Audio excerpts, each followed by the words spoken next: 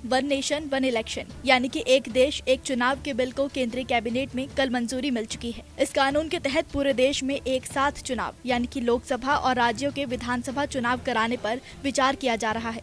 ऐसे में सरकारी सूत्रों ने बताया है कि अगर कैबिनेट द्वारा पास किया गया ये प्रस्ताव बिना किसी बदलाव के संसद के दोनों सदनों से पारित हो जाते हैं तो पूरे देश में सबसे पहले 2034 में लोकसभा और राज्यों के विधानसभा चुनाव हो सकते हैं।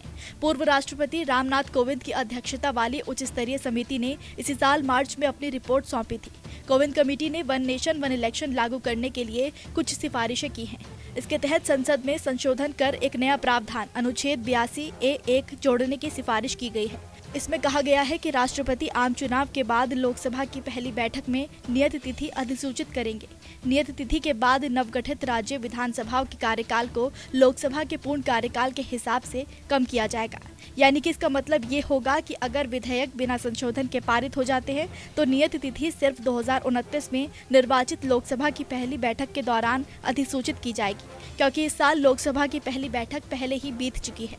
अगली लोकसभा का कार्यकाल 2029 में शुरू होगा, जिसकी अवधि 2034 तक होगी।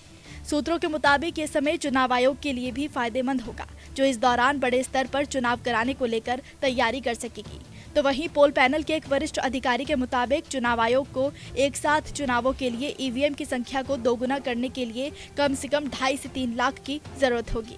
चुनाव आयोग के सूत्रों का कहना है कि भले ही सरकार आम सहमति बना ले और 2025 के अंत या 2026 की शुरुआत तक विधेयकों को पारित करवा ले, लेकिन 2029 में एक साथ चुनाव कराने के लिए ये समय सीमा बहुत कम होगी।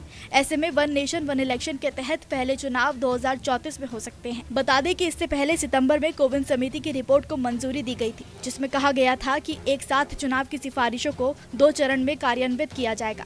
पहले चरण में लोकसभा और विधानसभा चुनाव और दूसरे चरण में स्थानीय निकाय चुनाव होंगे।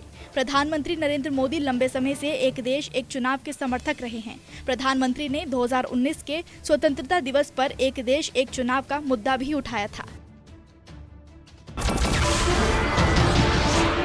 नमस्कार, मैं हूं मानक गुप्ता। अगर आपको हमारा ये वीडियो पसंद आया हो तो इसे लाइक और शेयर जरूर करें, और हाँ, हमें सब्सक्राइब और फॉलो करना ना भूलें ताकि आप देश और दुनिया की कोई खबर मिस ना करें। तो जुड़े रहिए हमारे साथ और देखते रहिए न्यूज़ 24।